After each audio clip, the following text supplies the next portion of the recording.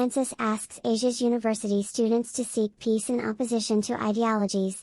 The Pontifical Commission for Latin America, the Institute for Pastoral Studies, and the Office for Global and Community Engagement at Loyola University Chicago organized the third Building Bridges initiative for Asia University students to dialogue with Pope Francis after North America in February 2022 and Africa in November 2022. The third series of the Building Bridges initiatives, in which Pope Francis virtually dialogued with 12 Catholic university students across Asia, took place on 26 September 2023. The synodal discussion centered on social networks and media literacy, bullying, teenage suicide and religious freedom and testimony.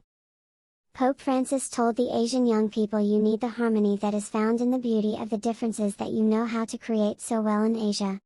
Asia's youth concern about dwindling faith. 3 Catholic university students from South Asia, Florina from Delhi in India, Naira from Nepal, and Cheryl from Pakistan, where Christians make up a small minority, spoke to Pope Francis about prejudice, discrimination, and persecution by sectarian and occasionally fundamentalist communities. They opened up to the Holy Father about their hopes for a brighter future, their difficulty in not being able to openly express their religion, and their concern that their faith might wane. Asia Bibi, a victim of fanaticism driven by fear. Pope Francis, in response to them, said that these young women's narrative touches my heart and reminded me of the martyrdom of Asia Bibi of Pakistan, the innocent victim of a fanaticism that is born out of fear of differences, which breeds anti-fraternal prejudice. The cause is the reduction of social values into ideas. And those who don't think like me I turn into offenders, into culprits, and then into martyrs. But this is how one becomes an ideologue of one's own cultural suicide, Pope Francis said.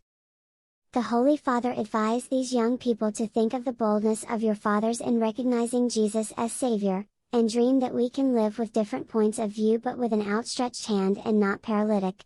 With this, everyone can grow, always forgiving and reaching hands to others and witness, he said. Responding to her, Pope Francis recounted how in his class, with his classmates, a very fat boy was teased. Once he fell on the floor and we all laughed at him, he recollected, but when my father heard about it, he sent me to his house to apologize.